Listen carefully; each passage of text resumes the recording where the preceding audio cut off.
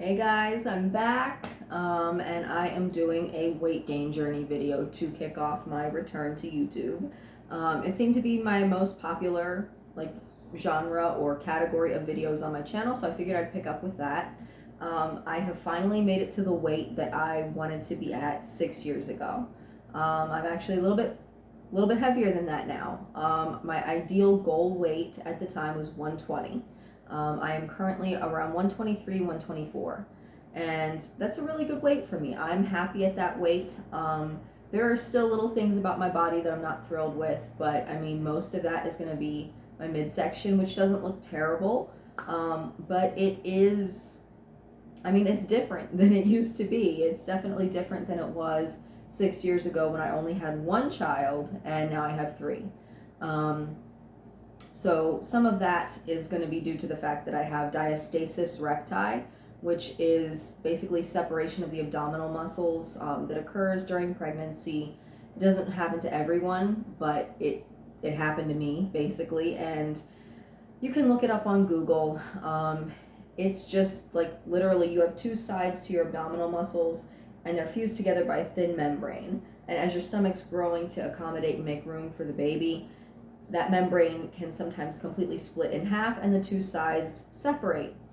Sometimes they can heal back together on their own, depending on how severe of a tear or what have you. Mine never fully healed, so they're definitely not like back together like they used to be.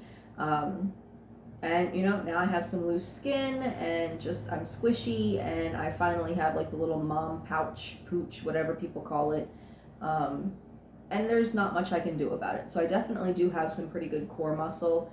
I do a lot of core centric exercises when I do exercise. I haven't been as consistent with it the last few months because I've been really busy, but the workouts that I do include pole workouts and things like that. And if you've ever seen anyone do any kind of workout or dance routine or anything like that on a pole, you know that there's a lot of core centric movement involved. So it's not a question of core strength, and it's not how much or how little I'm eating.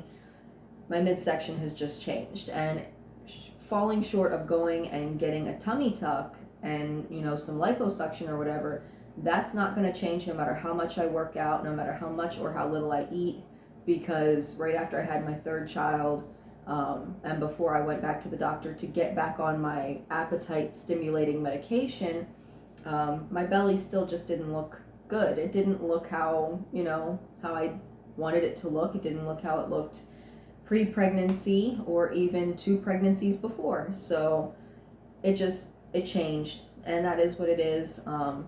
But that's not the subject. That's not the topic. I just wanted to put that out there to say, with any kind of body modification that you do, you know, naturally, organically, you know, you're changing your eating habits, whether that's to eat more or less, to eat more calorie rich foods or calorie deficient foods, whether that's exercising to gain weight, you know, building muscle, or if that's doing more cardio and calisthenic exercises to burn fat. Whatever you're doing, there's going to be, you know, pros and cons, and there's going to be things that you miss and things that you don't miss. You know, I've heard people who have lost weight say, oh yeah, I lost weight and I feel better, but you know, I lost it in my boobs, or I lost it in my butt, and I wish I didn't lose it there. And you really can't tell your body where to gain or lose weight from. It's just going to do what it wants to do, and it's going to burn fat or gain fat where it burns or gains it. Again, falling short of going and getting surgery to put the fat exactly where you want it, there's not a lot you can do with that. So I just wanted to put that out there because there seems to be this misconception that like once you achieve your ideal weight, whether it's, you know, moving up to that weight or down, that you're just, you know, okay, my body's perfect now. And that's not the case. So there are still things that I wish were different or that I wish I could change, but I can't. But all in all, I am really happy with my weight. So like I said, I got back on the appetite stimulating medication. I did have to go to my doctor and talk to them about it. In my case, they had no issues prescribing it because I have an underlying stomach condition. So, I mean, with all the nausea and everything that goes along with that condition, it is really hard for me to eat. So they had no issues prescribing it. It's not like I just went in and I'm like, I don't like how I look. I want to be able to eat X amount of calories a day and, gain all this weight, and I need you to prescribe me something for that.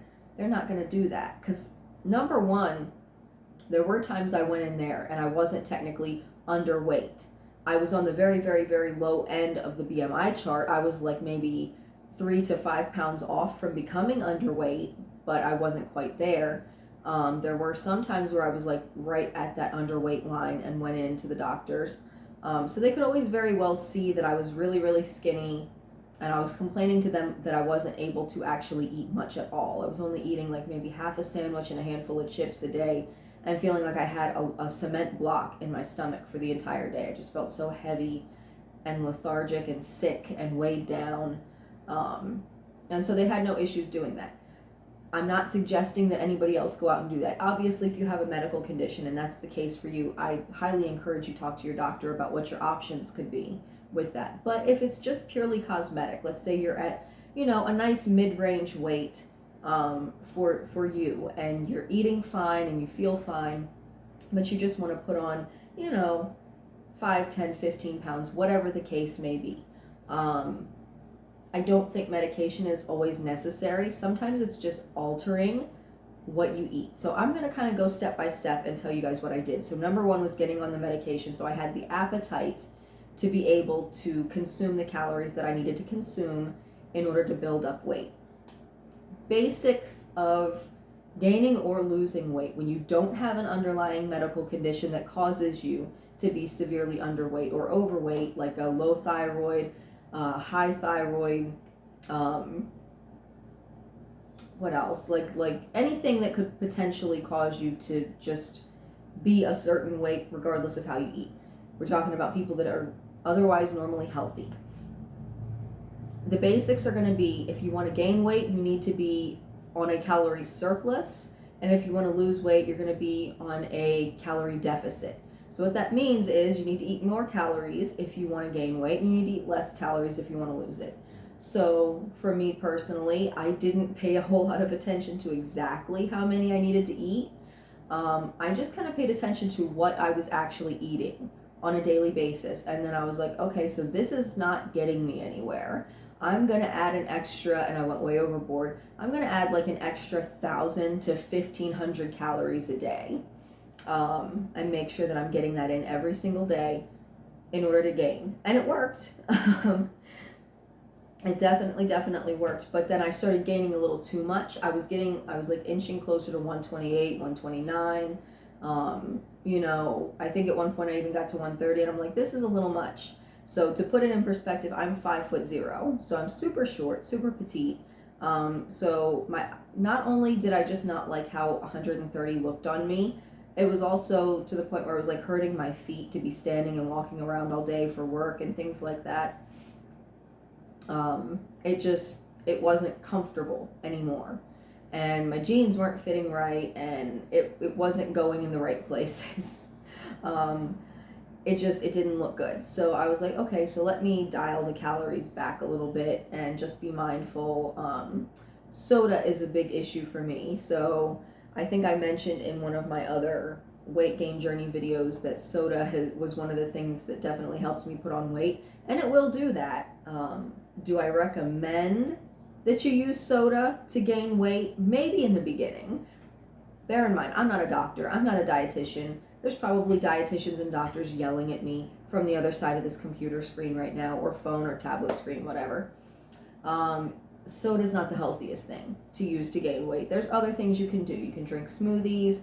There's like the weight gain shakes by Ensure and Boost that you can get. They're like 350 calories each, which is a lot more caloric intake than what's in like a little 150 calorie can of soda.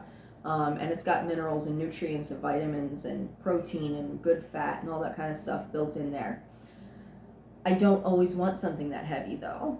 Sometimes I just want to drink something, and things like that can definitely get you some calories in when you're just thirsty and not hungry. Which leads me to my second tip, which is going to be, if you can't eat the calories and you just don't have that big of an appetite, and maybe you can't or don't want to get on any kind of prescription medication to boost your appetite, drink your calories. Most people can handle drinking a few hundred extra calories a day. Whether that be, drink a smoothie first thing in the morning or have a smoothie with your breakfast. Don't substitute your normal meals for high calorie beverages because it's going to end up kind of evening out. You want to supplement. So if you're drinking the Ensure or the Boost shakes, for example, definitely drink it with a meal, or like eat your meal and then maybe 30 minutes after that, once your stomach has a little time to digest, drink an Ensure shake after that. Or you can make your own protein shakes and add like high calorie stuff like bananas and peanut butter, add some oats in there for fiber, just any kind of protein powder, whole fat milk if you do dairy, different things of that nature. You can definitely make your own beverages that will help to gain you some weight. I was lazy. I was lazy and I didn't want to deal with a blender. I tried, and my smoothies always ended up coming out tasting like really more predominantly ice than fruit, and it just didn't have much flavor. And I don't know, I was probably doing it wrong or just wasn't following a recipe correctly, or I don't know.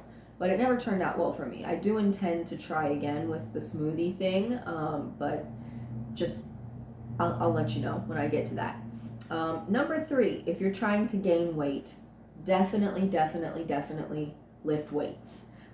Do core exercises, do strengthening exercises. If you're trying to target a certain area that you want to grow more than another, do muscle exercises in that area. So for me, I definitely wanted to gain some weight in my hips, in my butt, in my thighs, a little bit up here in the chest area. Now, I'm just going to put a little disclaimer here. You cannot grow bigger boobs. Aside from just eating more, I mean, yes, when you eat more, usually you will put on a little bit of extra fat in your boobs, but it's not going to be severe. It's not going to look like you went out and got a boob job. You can do certain chest exercises, taking some weights and doing like chest presses like this when you're laying down on a bench, or even just in your bed or something like that. You can do little things like that to boost the muscle that sits under your breast tissue, which will kind of perk your boobs up a little bit more, but there's not a ton you can do for that. Thankfully, that wasn't the predominance of what I was trying to grow. Like I said, I wanted my lower half to be a little more defined and bigger and, all that good stuff. So squats, lunges, Bulgarian split squats are amazing. If you've never tried those before, you should definitely try them. They target my butt and thighs better than any squat or lunge that I've ever done, so I love doing those. Hip bridges, hip thrusts, I'll do a workout video one day. That's in my little list in my notebook of YouTube video ideas. So I'll definitely do that for you guys one day. Other than that, what did I already go over? Let's see, we went over medication. If you feel like it's necessary, if you have an underlying condition, speak to your doctor about it. Drink your calories, build your muscle. 4, stay away from cardio. Now, I don't mean don't do it at all. Cardio is excellent for our health. You just don't want to do it to the same extent that maybe someone who's trying to lose weight would do it. So going for a brisk walk or like a little morning jog or something like that is great. It gets your blood flowing. It's good for your health. You don't want to be in the gym doing cardio for an hour, 3 to 5 times a week, like somebody who's trying to lose weight would be doing. Like I said, a brisk walk, going swimming, taking a bike ride, or, doing some dancing or something like that for maybe 30 minutes a few times a week. That's sufficient. I wouldn't push it past that. That's usually what I will go with. I don't like to push it past that because at that point then you're trying to burn weight off. You're trying to burn off, the fat that you've gained. And that's not what I was trying to do, and that's probably not what you're going to be trying to do if you're trying to gain weight. You want to stick with muscle exercises. So I would do, lifting weights, resistance training, resistance bands, and also when you're doing any kind of muscle building, it's good to do some sort of stretching before and after, and like on your off days or your in-between days when you're taking a rest, which is another big one. Definitely don't do weight training or resistance training back to back. You have to give your muscles time in between to recover and recuperate. So for me, and I used to get so frustrated because people would be like, yeah, just work out every other day. But the concept was wait for your muscles to recover. My muscles were still so sore, I could barely move. So I'm like, well, I don't feel recovered. It's going to be individual to everybody, but my recommendation, again, I'm not a personal trainer, I'm not a nutritionist, I'm not a doctor. This is just my recommendation. Wait until you're not sore to work out again. Once you're completely not sore, it's not restricting your movement, you don't feel like you're walking funny because you're sore and everything, then go ahead and do your workout again. It may feel like you're not being as productive as you want to be, but believe me, your body needs that time to rebuild the muscle that you've just torn up. That soreness is from creating little micro tears in all of those muscle groups that you just worked. You have to give your muscle time to repair that. You have to be feeding yourself protein, whether that's in the form of meat, fish, nut butters, protein bars, protein shakes, protein powders that you can mix in with your coffee or your tea or whatever it is. You have to be nourishing your muscles, staying hydrated, making sure you got plenty of electrolytes and everything like that. And then you can go ahead, once you're not sore anymore, and you can go ahead and work out again. I'm actually getting ready to do a workout probably either today or tomorrow because I'm finally just to the point where I'm not sore. It's been like 4 days. I've just started working out again. Like I said, it's been a busy few months. So I'm taking it slow. What you don't want to do is work out back to back because you're just tearing the muscle, and you're not giving it any time to recover. So you're doing more damage to your muscles, and you could actually injure yourself doing it that way. Trust me, you're going to start to see growth even if you just do it once or twice a week in the beginning. And at that, I really wouldn't do it more than maybe 3 to 4 times a week at the most once you build up to it. You don't need to work out every single day. It's not good for your muscles to be, lifting heavy weights or doing a lot of resistance training just every single day of the week. Your muscles weren't designed to work like that. They're supposed to have a rest.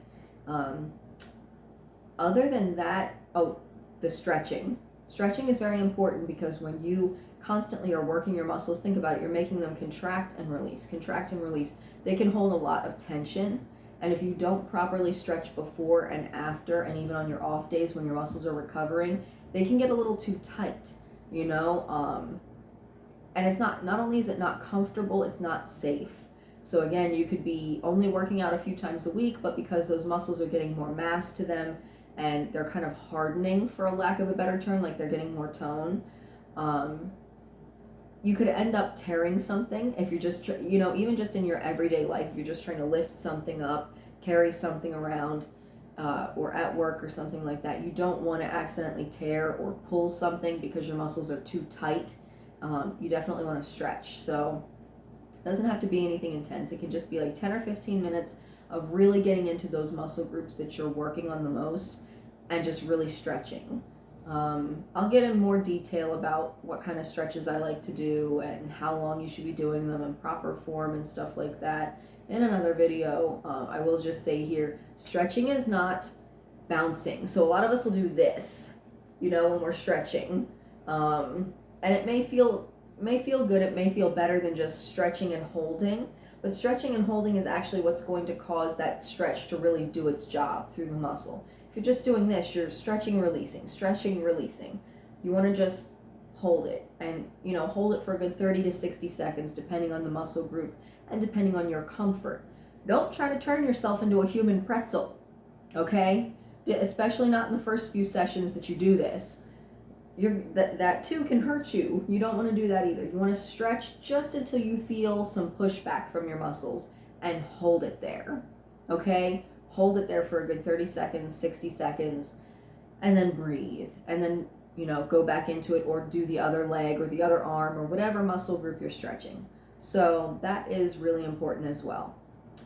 That's really all of the tips that I have for what I personally did in my weight gain journey. So I got on my medication, I took it regularly, I drank my calories, I added a certain surplus of calories to my meals.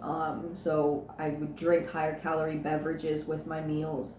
I did bulk up on more carbs than anything else. I did, of course, I ate protein and meat, but I did bulk up on more carbs and drank my calories. I started doing muscle training and stretching, and within a couple of months, I really started to see some excellent results. And I've been able to maintain it now for about a year, and I love it. I absolutely love how I look, how I feel. So now I'm going to show you guys a little clip of what I look like. Give me 1 second. All right, so here we are. I'm gonna try to, you know what, let me just move this over. Sorry.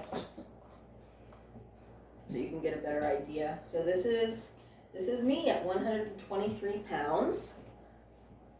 I definitely got the thick thighs that save lives here now.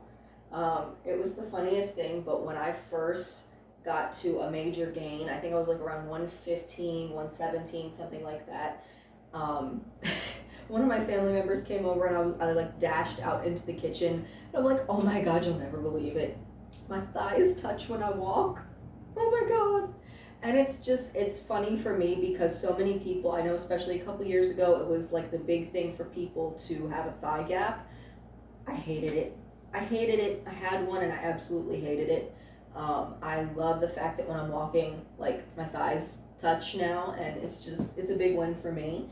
So here I am from the side, and yeah, you can see the little mom pooch that I have after having 3 babies. There's nothing I can do about that unless I get a tummy tuck, which is something that I have in mind for the distant future, but not in the budget right now.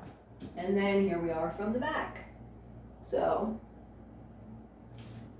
I love how I look now, and I'm so proud of myself for putting in the work and doing what I needed to do to get to this place and point in my life. And thank you guys so much for coming on this journey with me. And if you're someone that watched years ago when I did these videos and you're watching now, thank you so much for sticking around and watching the video and seeing how far I've come with my weight gain journey. And if you guys have any questions, you want me to go more in depth into a certain topic of weight gain or anything of that nature, definitely let me know in the comments, and I will see you guys in my next video. See you soon. Bye.